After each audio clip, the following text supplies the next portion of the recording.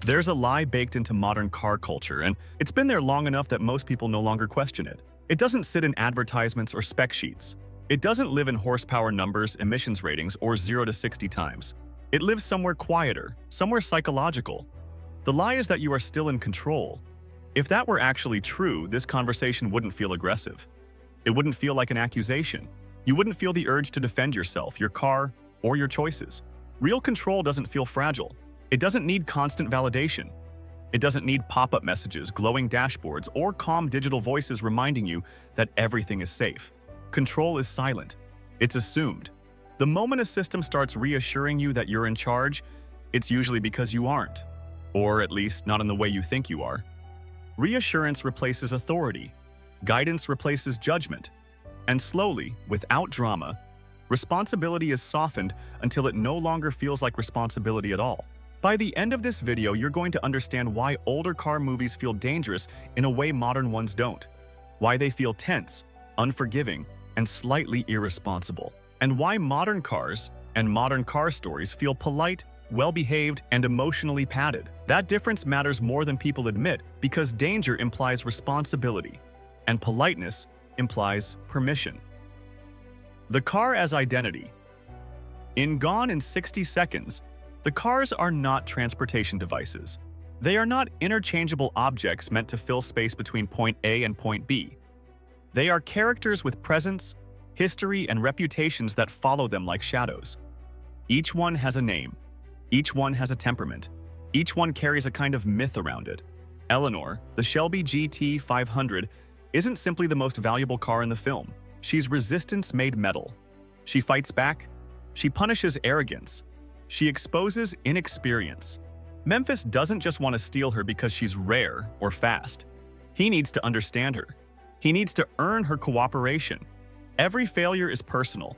Every success feels negotiated, not granted. That isn't Hollywood exaggeration. That's car culture stripped of excuses and presented honestly. In real life, people talk about cars the same way. They don't speak in neutral, mechanical terms. They say things like, "She hates cold mornings," or "He wakes up after 4,000 RPM," or "It doesn't like cheap fuel." Those aren't technical observations. They're emotional ones. You don't speak like that about appliances. You don't build relationships with microwaves or form grudges against refrigerators. You speak that way about things that reflect you, challenge you, and respond to you in ways that feel personal. Cars earned that role because they didn't just move people. They revealed them. Why cars became extensions of us. Cars were the first machines most people ever fully controlled. Not shared, not scheduled, not abstract, personal. You chose how it looked, how it sounded, how it behaved. You decided when it moved and when it stopped. And once you sat inside it, the outside world rearranged itself around you. Distance collapsed, time compressed, consequences softened. Glass and steel separated you from friction, weather, and strangers. Power became available through your foot and your hands. The car didn't just transport your body. It amplified your personality. Aggressive people gravitated toward aggressive machines. Reserved people chased smoothness and refinement. Status seekers chased silhouettes and badges that spoke before they ever did. The car became a physical statement.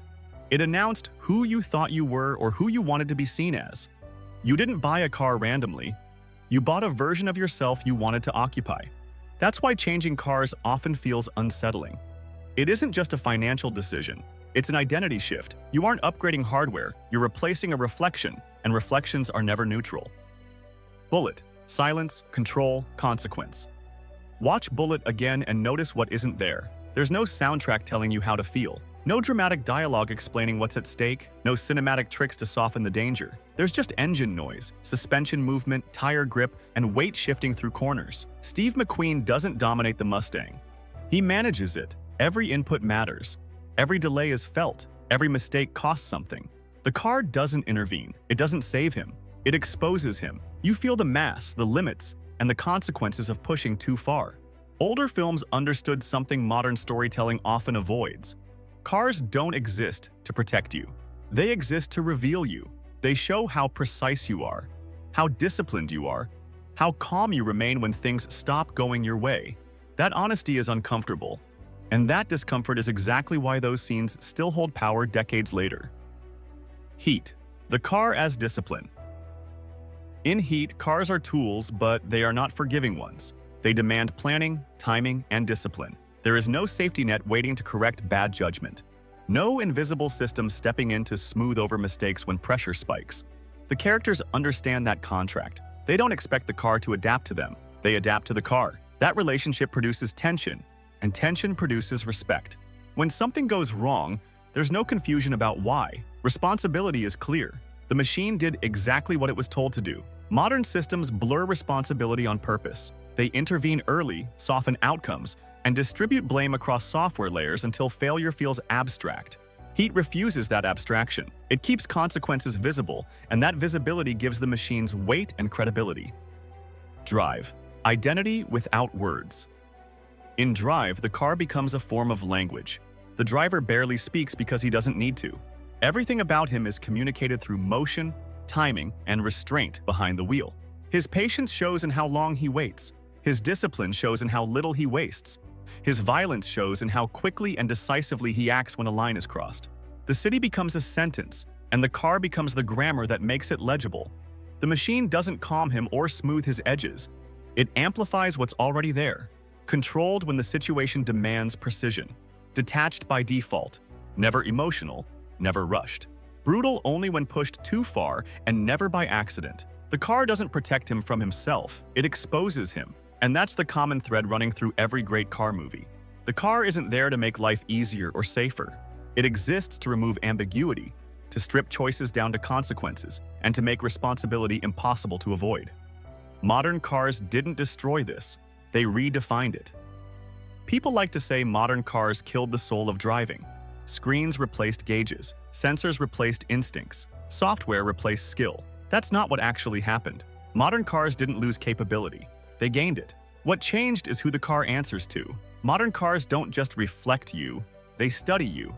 They log how fast you accelerate, where you go, how long you stay, and how you behave over time. They don't just respond, they record. Patterns matter more than moments. Habits matter more than decisions. They know your routines, your impatience, your shortcuts, and your preferences. Often better than your friends do. Sometimes better than you do. And the uncomfortable truth is this: you agreed to it. You accepted the trade because convenience feels better than control in the short term.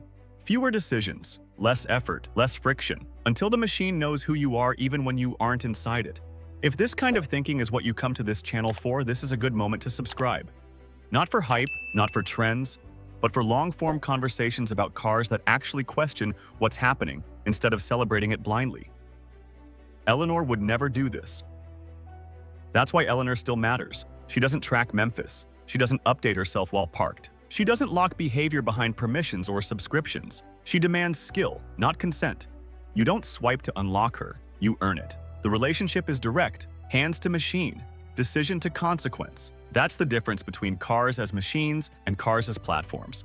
One responds to your input, the other responds to your data. When the car started owning you. The shift didn't happen overnight, and that's why most people barely noticed it. It arrived quietly, disguised as progress, convenience, and safety. Features were added one by one, each framed as an upgrade, until dependence replaced involvement. At some point, the car stopped needing you in the same way, and you started needing it. Software updates became mandatory instead of optional. Authorizations became routine instead of alarming.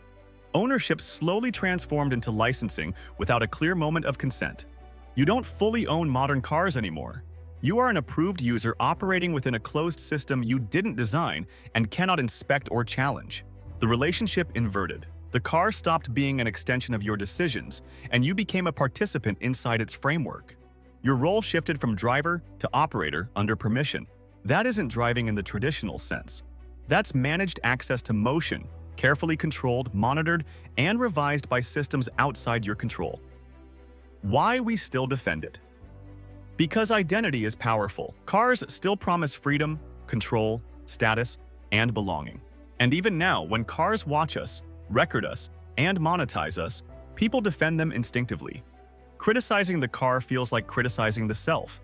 It's the same psychological wiring behind phone loyalty, brand tribalism, and platform addiction. Same mechanism, different engine note. If you want more of this kind of breakdown, not reviews, not specs, but meaning, subscribing is the easiest way to make sure these conversations keep happening. Why Gone in 60 Seconds still works. That movie understands something modern marketing avoids.